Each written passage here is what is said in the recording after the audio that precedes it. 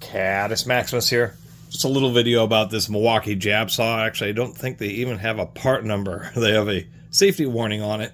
Anyway, this is one of their, I don't know if it's the latest model, but flip blade utility jab saw.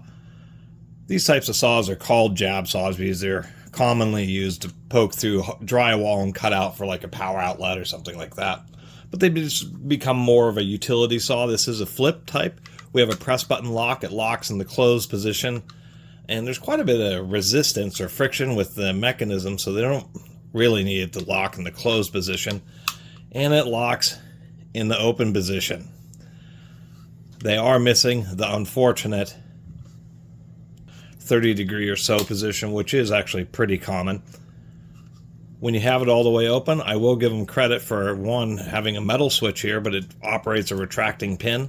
So it's actually one of the easiest of these types of saws to swap the blade out. Being a Milwaukee product, it's designed to actually take reciprocating saw blades.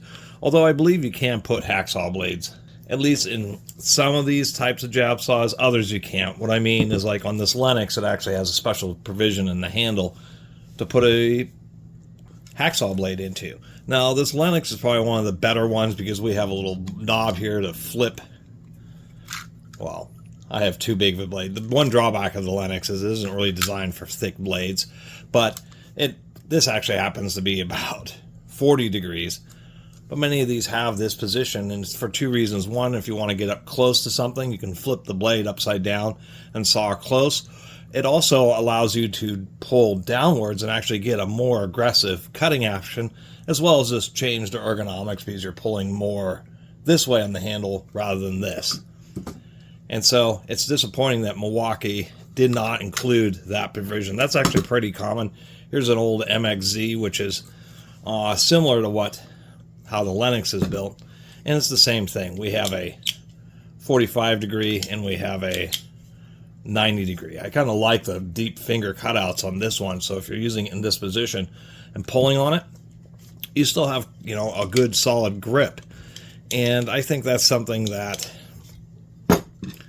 this Milwaukee has a little bit, a little bit lost. It's pretty decent. We have one kind of deep cutout there for your,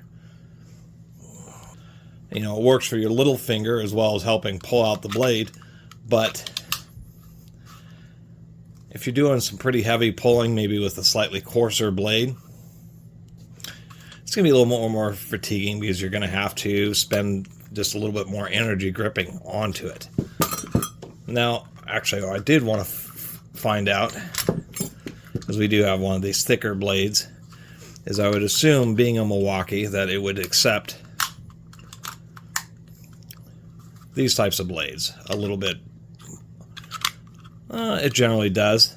I see that the blade that I have is a little bent, but it's more friendly to actually having one of these thicker blades in it. So that's something that's nice to see. That, once again, that was one of the worst things about the Lennox. I don't mind this system that the Lennox uses with this knob. It's still pretty darn easy to swap bits or swap blades around. But I have to admit, the Milwaukee is pretty much the easiest. I do have a very old school Milwaukee jab handle that's also specifically for reciprocating saw blades. That actually, this little piece here is the very same piece that's used on old school recip saws that use an Allen key to lock the blade in place. Very same thing. And this one is just, more of a basic unit. This is obviously straight only. These folding ones, I think, are, I think they're relatively neat, but I think they're kind of unnecessary because these blades, they're not that sharp. You don't have to worry too much. Why is this being such a pill to get in there? My goodness. Didn't know that blade only goes in one direction. This is just slightly offset. So anyway, this one was rudimentary, but it just had a nice steel receiver. The way it closes down with this kind of clamp really holds the blade nice and tight. So this was what they traditionally were. You have others like these, DeWalt Stanley ones. These are one-handed. They're designed for hacksaw blades, but since hacksaw blades are the standard is half-inch tall, they also work with reciprocating saw blades. But these handles just aren't quite as nice as, say, a version like this. And I guess if you're doing lots of kind of general purpose small cuts, then a tool like this probably would work out, you know, reasonably well. It's just, it just doesn't seem to be my favorite. And this kind of quick release thing I found doesn't always cooperate with all the different types of blades. So I'll end my review there. Seems to want to work with this one, just didn't want to work with this other Milwaukee blade. So anyway, I think they're only charging like $10 or something for this, so it seems okay, but it's you know, especially being on all metal interior, I'll have to give them credit for that, but I still kind of just like the old traditional one. Just because it's classic and seems a little bit heavier duty, and if I want a modern one, I mean, it's got to absolutely have that this angle. It actually makes it's a lot of times when I'm using one of these, that's exactly the position I want to use it with. Anyway, thanks for watching.